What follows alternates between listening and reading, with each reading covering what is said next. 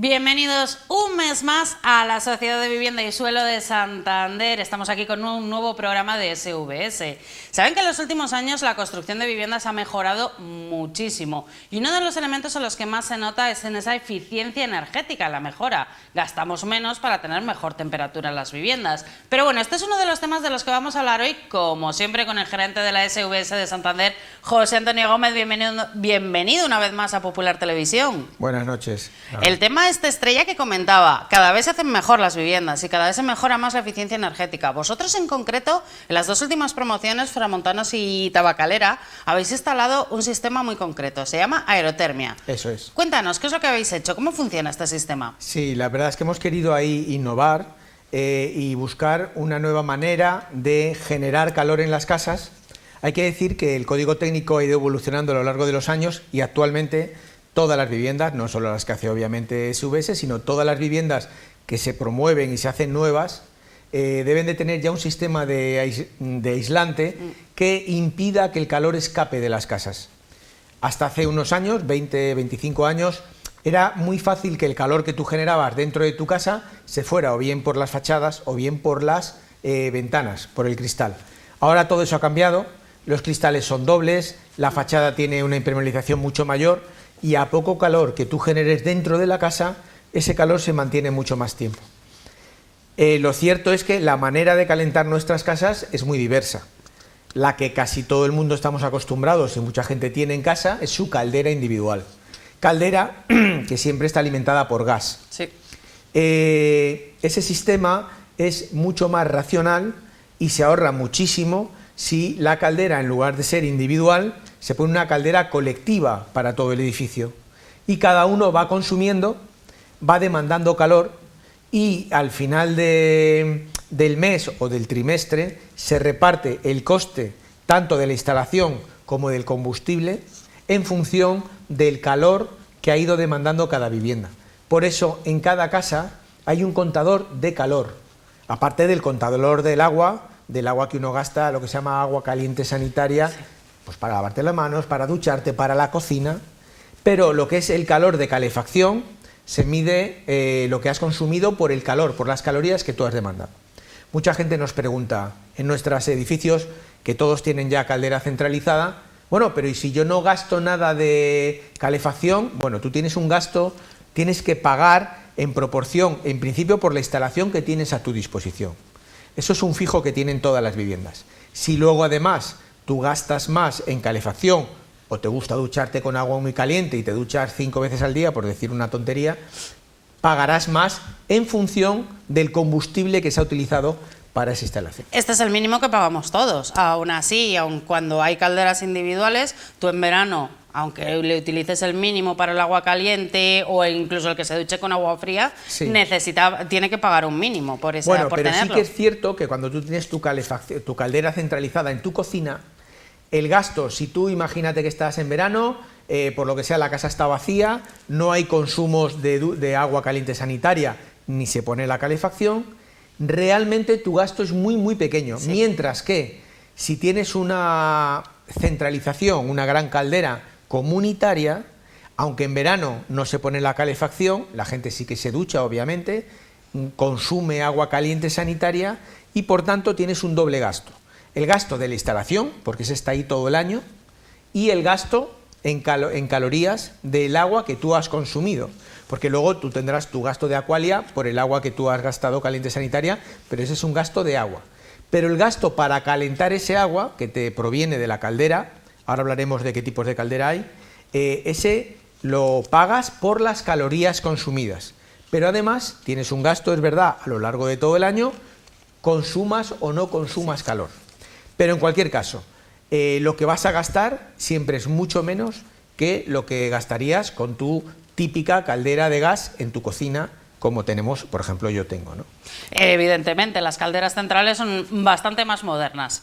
Las habéis puesto en los últimos sí. edificios, pero anteriormente no se construían las calderas centrales. Eso es, con lo cual nos toca también una labor, digamos, didáctica con la gente para convencerla, porque la gente a priori, cuando tú le hablas de caldera centralizada para la comunidad, la gente es un poco negativa. Cuando ya le explicas cómo funciona, cómo se reparten los gastos y que al final del año tu gasto va a ser menor que si tuvieras tu caldera de gas en tu cocina, la gente ya lo empieza a entender. Entiendo que una de las preocupaciones es no pagar lo que utiliza el vecino. Claro, luego está eso, en las comunidades, en las que dice, claro, pero el vecino no va a pagar la parte suya correspondiente al global de todos y tal. Ese es un problema que tiene la centralización. Pero para eso estamos luego los que gestionamos toda una comunidad, que tenemos que lidiar con unos y con otros, y además, en el caso de SVS, si por algún motivo en alguna comunidad alguno de los inquilinos se convierte en moroso, SVS responde por ese gasto, de tal manera que lo que pasa en una comunidad privada en la que el resto de copropietarios tienen que apechugar con la deuda, no pasa en las comunidades de SVS, porque nosotros tenemos que, y de hecho lo hacemos, pagar, y luego ya nos toca a nosotros perseguir a ese inquilino que no ha hecho frente a ese gasto. Pero quería también explicar un poco que hay dos tipos de caldera centralizada. Realmente hay tres. Una, la que sería propiamente de gas. Otra, la que puede estar alimentada, por ejemplo, de pellets, como hemos hecho en alguna comunidad. Y otra, que realmente es una bomba de calor de aerotermia, que es lo último que hemos hecho en las dos últimas comunidades. ¿Qué se hace con la aerotermia? Se aprovecha el calor que tiene la atmósfera. Y esto no es fácil de explicar, porque dice la gente, bueno, pero si un día frío en Santander hace 10 grados, que ya es un día frío en Santander, ¿cómo vas a sacar? Pues sí, incluso de una temperatura ambiente de 10 grados, que es poco, por encima de 7 grados de temperatura, la bomba de calor es capaz de absorber ese pequeño calor que tiene la atmósfera, y junto con un pequeño gasto eléctrico para el compresor, se es capaz de calentar suficientemente el gas de la bomba de calor, y ese gas muy caliente es el que va a calentar el agua que luego va a ir a cada casa. Todo comprimiendo gas. Es una ley que cuando todos estudiamos física en el instituto te decían, ¿no?, que al comprimir el volumen de un gas, automáticamente ese gas alcanza una temperatura muy elevada. Bueno, pues una bomba de calor en el fondo lo que hace es coger un poco de calor de la atmósfera, comprimir ese gas, para lo cual necesitas energía eléctrica, y una vez comprimido el gas, ese gas se calienta mucho y ese gas no es el que va a entrar en la casa, pero ese gas va a transferir su calor al circuito interno, que sí que ya va a ir por los radiadores de la casa. Y luego en cada una de las cocinas instalamos lo que se llama un termo, pero no un termo eléctrico, un termo de unos 180 litros, que va a mantener el agua caliente como a unos 50 grados de temperatura. Nadie se ducha a 50 grados de temperatura, pero bueno, el termo tiene el agua a 50 grados de temperatura. Y hay un serpentín exterior de agua, el mismo agua que circula por los radiadores, que va a entrar en el termo y va a hacer que ese agua que uno tiene almacenado allí esté a 50 grados de temperatura, con el calor que hemos obtenido de la aerotermia, de la temperatura exterior del edificio. ¿Qué pasa, José Antonio, los días de verano que hace mucho calor? ¿Este se apaga, este sistema? ¿Cómo funciona? A ver, los días de verano uno no consume calefacción, como cuando uno tiene una caldera individual de gas en su casa, con lo cual no tienes gasto de calor para la calefacción, pero en verano todo el mundo se ducha igualmente, con lo cual tú demandas agua caliente. Con lo cual el agua que está en ese termo, en esos 180 litros, tú lo vas a consumir. Si lo consumes, ese agua se tiene que reponer. Y otra vez, la caldera centralizada va a tener que enviar calor a ese termo para seguir manteniendo ese agua a 50 grados. Con lo cual, la caldera todo el año, sea invierno o verano, va a trabajar. En verano solamente va a trabajar para el agua caliente sanitaria, porque no vas a demandar calefacción, radiadores, y en invierno tienes un doble trabajo. Tienes el agua caliente sanitaria igualmente, porque en invierno también nos duchamos, pero tienes también una demanda de calefacción. Por eso la caldera no es solo de aerotermia, es de aerotermia y está apoyada por gas, porque en invierno, si fuera solo aerotermia, la capacidad no es suficiente como para calentar el agua del termo y además calentarme los radiadores. Sobre todo gente que igual le gusta tener la casa a 25 grados, por poner una exageración, y demanda mucho agua para sus radiadores. Claro, ese calor del agua de los radiadores no es capaz la aerotermia de suministrártelo y tienes que tirar del gas. Pero ese gas lo va a pagar ese vecino que quiere ese calor de más, porque ese gas se paga en función de las calorías que están entrando en tu casa. La verdad que es un sistema muy interesante, porque habéis elegido este en concreto, porque hay más formas de obtener este calor. Te cuento, es muy innovador, todo apunta, la tendencia para optimizar los consumos de calorías en las casas va por la aerotermia. Casi todos los edificios modernos de vivienda están apostando por la aerotermia. Es verdad que algunos siguen apostando por la biomasa.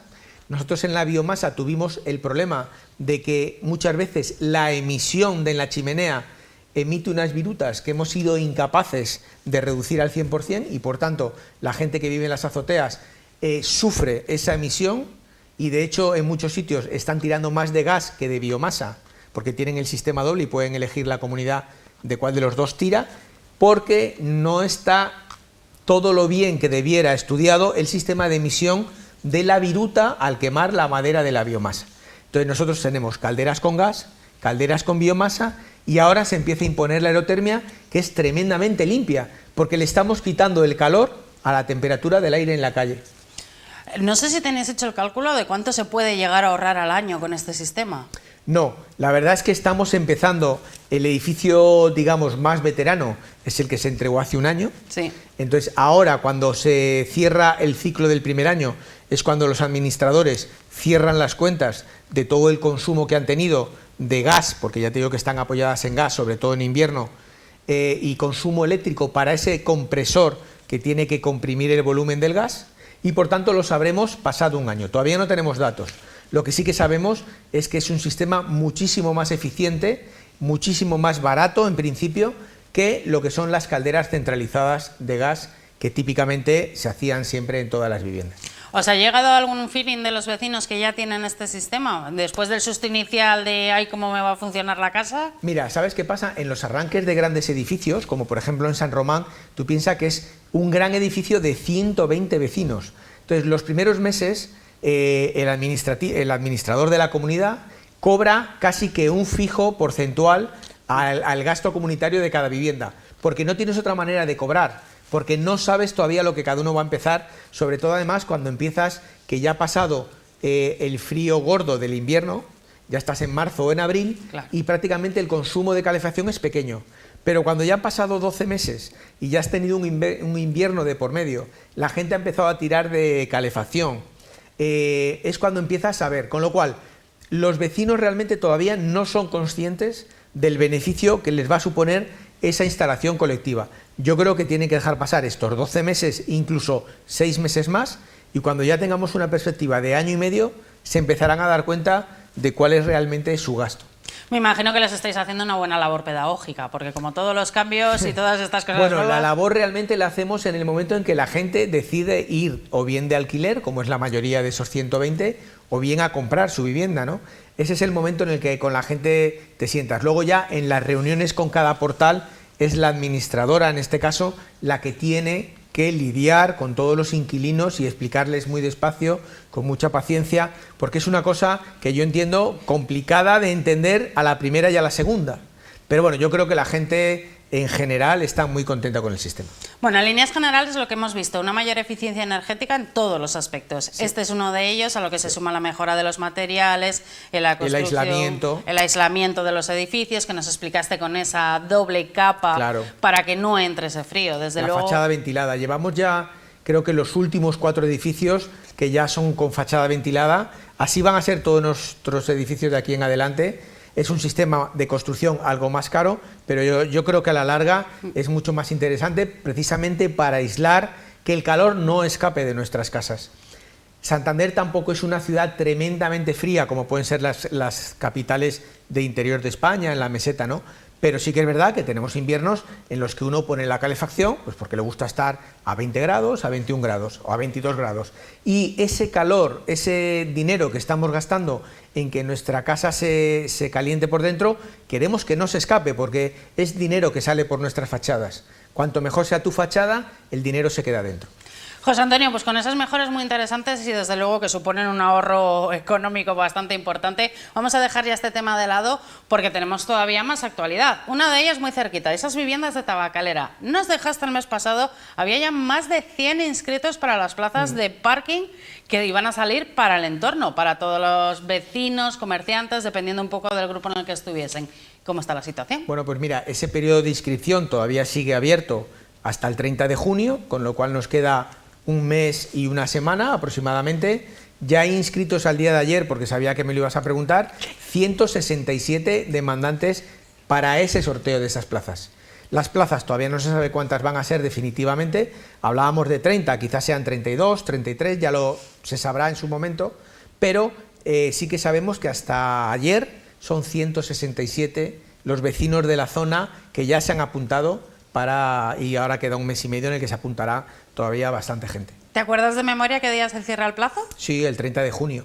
30 de junio, es decir, todavía tienen. La mayoría de los inscritos entiendo que son vecinos. Sí, el 98%, 99% son vecinos de la zona, del grupo A, que son entre los primeros que se sortea. No queremos desanimar a nadie, pero vamos, es bastante evidente que va a quedar entre los vecinos. Sí, casi con total seguridad, al ver un número tan grande de vecinos demandantes, las 30 y pico plazas que salgan se van a quedar entre los vecinos de la zona, seguro. Y para recordarles a esta gente que les queda poco más de un mes para inscribirse, ¿cómo tienen que hacerlo? Pues mira, se tienen que inscribir en el Ayuntamiento de Santander, en el registro del Ayuntamiento, tienen que llevar una serie de documentación, tienen que ser propietarios de un vehículo, tienen que estar empadronados en ese área que está establecida.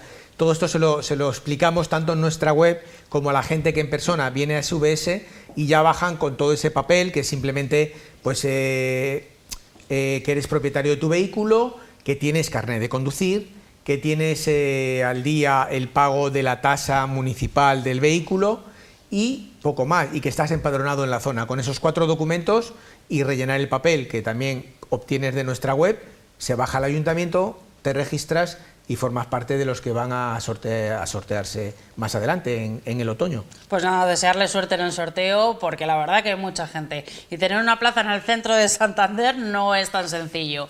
Y nos pasamos de ese a otro aparcamiento que también es del SVS, de momento temporal, va a ser el que estáis haciendo en la calle Alta, perdón, el que ya habéis terminado, si no me equivoco, en la calle Alta, esa pequeña parcelita que estáis ahí negociando para que poder cederla y desarrollar las nuevas viviendas. Ya está terminada las obras. Sí, bueno, de hecho fue el ayuntamiento el que negoció con los propietarios de esa parcelita, de tal manera que el ayuntamiento ha limpiado la parcela, la ha aglomerado y me consta que ahora mismo se llena enseguida porque hablamos de unas 20 o 25 plazas y ya fueron, junto con el gran aparcamiento que en su día hizo SVS arriba, donde estaba la prisión provincial, pues bueno, seguirá pudiendo utilizarse provisionalmente en tanto en cuanto se acometa esa actuación que también es muy interesante.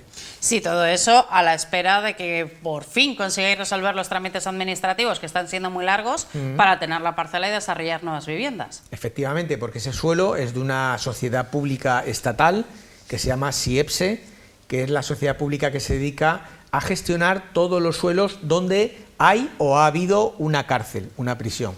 De hecho, ahora mismo esta empresa SIEPSE está renovando parte, creo, de la prisión que hay en Santoña, del Dueso. Pero en concreto en Santander, como ya no existe cárcel, lo que hace es gestionar este suelo y, por tanto, es SIEPSE la que ha creado la Junta de Compensación, que va a presentar ya muy pronto al Ayuntamiento de Santander, y una vez creada la Junta de Compensación, el Ayuntamiento, por medio de SVS, se incorporará a la Junta de Compensación y obtendremos nuestra parcela, que es lo que realmente a los vecinos de Santander más les importa, donde podremos hacer también un número de VPOs que ronda pues entre las 50 y 55 VPOs más en el centro de Santander, en plena calle Alta. Aunque la gran promoción que tenemos y la que va a llegar antes es ese sector 1 de la Lisal, esa zona enfrente de los centros comerciales, que vemos cómo avanzan las obras de urbanización. Sí, las obras de urbanización ya van muy avanzadas, efectivamente. Toda la gente que va al PCTCAN o a los centros comerciales gira su cabeza y enseguida ve las calles que ya están abiertas y trazadas. Ahí tenemos efectivamente a corto plazo ya, porque se están redactando los 6 proyectos, las 6 próximas promociones de VPO que el Ayuntamiento de Santander va a hacer en nuestra ciudad. Los proyectos, los básicos, están ya los 6 equipos de arquitectura que ganaron redactándolos, y la verdad es que estamos muy ansiosos de que nos los presenten para llevarlos a un futuro Consejo de Administración de SVS, claro. Háblanos un poco de los plazos que tenemos por delante para el desarrollo de estos proyectos. Bueno, realmente los proyectos básicos, yo creo que en un par de meses los tendremos encima de la mesa, los analizaremos por los técnicos de SVS y los llevaremos a Consejo de Administración de SVS para su aprobación. Una vez que el Consejo, pero estamos hablando ya, yo calculo que en septiembre, decida el uso de cada uno de esos 6 edificios, de esas VPOs, se llevarán al Gobierno de Cantabria para solicitar su calificación provisional de VPO. Y una vez que tengamos la calificación provisional de VPO, se sortearán estas 300 viviendas. Va a ser el gran sorteo, nunca hemos sorteado tantas viviendas a la vez, unas 300 viviendas, y entonces, bueno, todo esto lo prepararemos pues ya para finales de año. La gente sigue muy preocupada por el tema del sorteo, cuándo va a salir, dónde me puede escribir. Sí. Se lo recordamos en cada programa, pero bueno, como siempre nos queda algún despistado, nunca está de más recordarlo, José Antonio. Pues mira, todavía no está abierto el periodo de inscripción. La gente se tendrá que inscribir en el registro del ayuntamiento, igual que están haciendo para las plazas de garaje de la calle Alta, pero todavía, y todos los días nos llama mucha gente a la oficina, no está abierto el periodo. La gente que no se preocupe porque va a tener unos cuantos meses para inscribirse. Vamos a dar tiempo más que suficiente para que todo aquel santanderino que quiera inscribirse para estas viviendas lo pueda hacer. No sabemos si se va a abrir durante el mes de junio o es una decisión que tienen que tomar en el ayuntamiento, pero tan pronto se abra se va a anunciar lógicamente, y tanto en nuestra web como en la SVS, si la gente viene. Ahora la gente que nos está llamando les estamos diciendo que nos llamen dentro de un mes y les diremos si ya está abierto o no el plazo de inscripción. Pero bueno, también le decimos a la gente, porque hay gente que piensa que cuanto antes te inscribes, más posibilidades tienes de que te toque, y no es así. Nosotros abrimos un periodo de meses para inscribirse, y una vez cerrado ese periodo, toda la gente tiene las mismas opciones, porque se crea una lista provisional que luego es definitiva, cada uno tiene un número, igual un día le toca al que se apuntó el primer día y otro día le toca, o sea, en ese sorteo, al que se apuntó la semana última del periodo de inscripción. Con lo cual, no hay prisa para inscribirse, es muy sencilla la inscripción porque es rellenar solo un papel, una hoja de papel, y entonces yo le diría a la gente que nos llame a finales de junio y ya sabremos si está abierto o no el periodo para inscribirse. Pero que no se preocupen, porque si alguno no se inscribe no va a ser por falta de tiempo y por falta de noticias sobre el proceso de sorteo. Efectivamente, daremos muchos meses por delante para la inscripción. Bueno, y nos quedan un par de minutos nada más de programa, pero antes de despedirnos, como estamos en las fechas de las que estamos, sí que me gustaría que nos valorases alguna de las noticias que hemos conocido, algunas de esas promesas electorales. La primera de ellas, esas viviendas de la remonta. ¿Qué te parecen a ti? Ya, bueno, yo como espectador, que lo he estado viendo un poco en la prensa escrita, ¿no? He visto que la remonta, que se habla mucho de ella porque es propiedad del Ministerio de Defensa, se ha intentado por parte del Ayuntamiento varias veces que el Ministerio de Defensa le ceda a la ciudad de Santander de forma gratuita un espacio que ya no tiene absolutamente ningún uso militar. Parece que no se ha conseguido hasta el momento que se cumpla esa cesión, porque el equipo de gobierno lo que sé que quiere es crear un gran parque para disfrute de todos los santanderinos ahí en la remonta. Luego se ha hablado de si se van a hacer unas viviendas, otras se ha hablado de miles de viviendas. Luego la última noticia es que tan solo podrían ir 200 y pico viviendas. Luego el equipo de gobierno aboga porque todo ello sea en un gran parque. Te puedo hablar solo como espectador porque no estoy metido y no sé finalmente qué va a quedar, pero como ciudadano y como vecino de Santander, ojalá consigamos que el Ministerio de Defensa ceda a la ciudad de Santander todo ese suelo, que es un suelo enorme, para que el ayuntamiento pudiera ponerlo a disposición de los vecinos, creando un gran parque, instalaciones públicas, centros cívicos, etcétera. Se pueden hacer un montón de cosas dotacionales para disfrute de todos los santanderinos. Y una segunda respecto a los jóvenes. Todo hay que decir, para explicar un poco a la gente que tiene una vivienda de alquiler con opción a compra, el 80% de lo que paga, luego se le quita a la hora de comprar esa vivienda. Sí. Se ha propuesto que los jóvenes menores, no sé si de 30 o 35 años... 35, he oído. Exactamente. En vez de ese 80% tengan el 100% después para la compra. Sí, pues es una de las propuestas que ha hecho, tampoco quiero hacer aquí ahora campaña ni mucho menos, hay una propuesta para que los jóvenes finalmente el día que opten a comprar en lugar del 80%, que es lo que actualmente hoy se deduce de la compra, puedan llegar a deducir el 100%. A mí me parece una medida fantástica, ojalá se llegue a buen término y se apruebe, porque así los jóvenes, todo el dinero que vayan ahorrando durante los 10 años que están de alquiler con opción de compra, finalmente saben que ni siquiera un céntimo de ese dinero no se está dedicando a su futura compra. Bueno, es una medida que yo personalmente aplaudo y ojalá algún día se llegue a aprobar.